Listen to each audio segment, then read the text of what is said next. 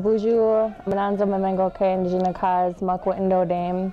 My English name is Larissa White, and I'm from Red Lake, Minnesota. I work for Indi Young Center in the Streetworks Collaborative, and I'm a street outreach worker. Ani Nawanakwe Indigenous, Gawa Bakanika Gindojaba. So I'm Tammy Johnson. I'm an Indian education school counselor.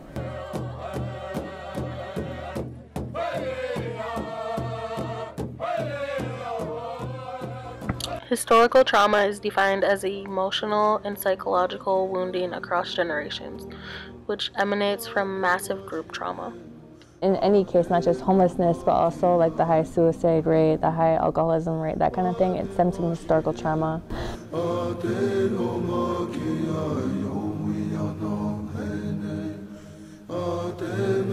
That term, historical trauma, almost brings up tears in me because I get flooded with images of what that must have been like, or the information that I have learned about what historical trauma did to our community. There's lots of scars that boarding school left, and that a lot of the other government policies have left in our community.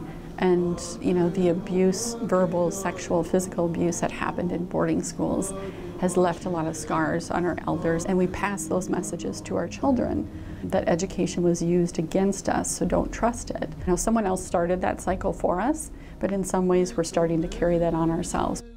We know thousands of Indigenous children who are now elders are forever traumatized by their firsthand experience. But how has their trauma and experience still affecting us today? I have emotional issues around boarding schools, even though I didn't go to a boarding school. There is science behind that. When you are living through a traumatic situation, your DNA gets altered and the next generation gets that altered DNA. Of the 59% of people experiencing near homelessness on Indigenous reservations, 69% of those people were living in overcrowded homes. All three of our interviewees had experienced homelessness at least once in their lifetime. Here's one story. We lose our parents so abruptly, and our families aren't tight-knit like they're supposed to be, and there's historical reasons for that. And I don't know, like the family dynamics, the drug use, so much causing and stuff. Like my story is not even uncommon, really.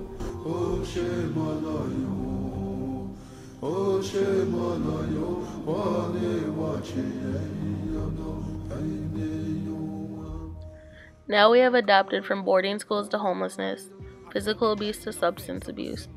Years later, people are still struggling to adapt. Going to school and stuff, being homeless and stuff, and like having people make fun of that, or having people make fun of natives and stuff. And I didn't know how to back it up because my family was the exact stereotype. Everything they were saying about me was true. I define homelessness as like not having a home, but it also can look different. So like a lot of people assume that like being homeless is you're living on the street, but it can also be like you living in a shelter, you couch hopping, you even living with your sister and like 10 other people. And I feel like one of the underlying factors of youth homelessness is like broken families, and that could also be caused by like other things like alcoholism, drug abuse, especially with the current opioid crisis going on right now. That's like a main factor that breaks up a lot of families. So a lot of youth who are homeless, especially like people who are under 18, it's because their family abandoned them.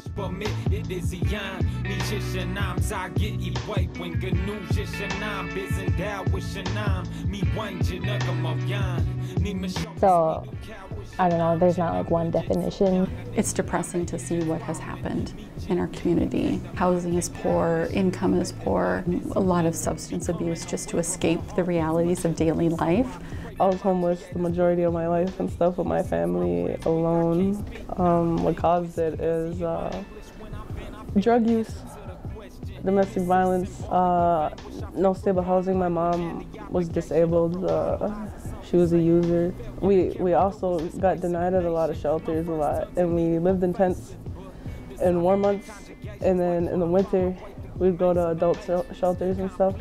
So I knew every shelter, every church, every feed meal that is in Minneapolis. I grew up in there. And then as a teenager and stuff, you're on your own and everything, because I lost both my parents to drug use. My grandparents were alcoholics, my parents were junkies. We're like used to that abuse. We're used to living that way. We don't know anything else and stuff.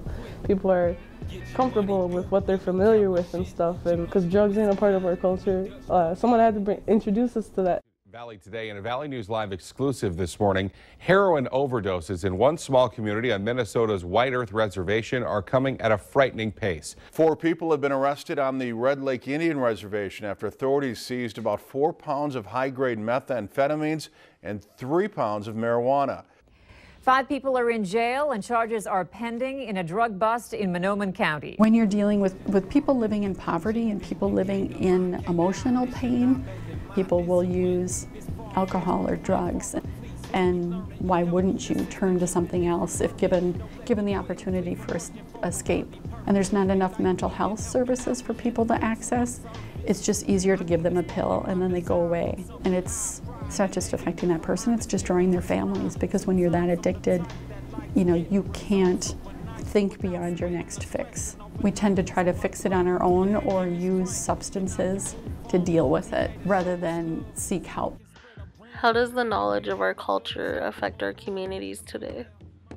I got involved deeply in my culture when I was like 14, and that has impacted me in a positive way. I carry sage, tobacco, and wheatgrass in my bag usually. So I'll do like beading at the Youth Development Center. When I'm on the street and there's a youth who's homeless and I offer them sage or sweetgrass, usually it's a positive experience. For me, the biggest thing that stood out was I don't know my language very well. And I asked my mom, you know, why didn't you learn that from Grandma and Grandpa? And she said, well, you know, your grandma went to boarding school, and when she spoke Ojibwe at boarding school, she would be hit. My grandma said, because you kids don't need to learn that, it's only going to get you hurt in school. When you grow up and nobody else in your family has graduated from high school, what does that do to motivate you to do more? Because culturally, you shouldn't try to be better than other people. Youth and the youth lodge and stuff that even talk about like how it helps and stuff to everybody looks like them and everybody can relate to them more. And like we can help them more than anybody else can because we are them in a way. Like sometimes I've had youth that like cry, you know, and then they'll thank me and they kind of, you know, I feel like they like being recognized, their culture being recognized, especially like within the homeless population, because like that, even though that population makes up a huge percentage of homelessness, like their culture isn't being involved in those services. When I learn about my culture, I learned that there's some common threads between any tribe about the way you speak or the way you refer to the earth as animate objects. Like a rock could be a living being, but nobody else thinks that. I'm able to like really understand where I come from. I'm able to understand my history. I'm able to understand like who my people are and who I am. Everything we did traditionally was about mindfulness. It was about connecting with the earth. It was about listening to each other. It was about listening to what's going on in your body so you can heal yourself. I think that's a good way to start looking at how can we heal our community. We need to let people know that we're not just gonna shove them off to the corner and ignore them when they're hurting. Picking up a rock is mindfulness. Smudging is mindfulness. I think sometimes we smudge and we don't realize the intent behind it. We're just smudge, smudge, smudge. And we're not really thinking about it, and then we just lean back and we disconnect. I'll remember a word that 100 years from now will still be remembered by other people, and so that feels good.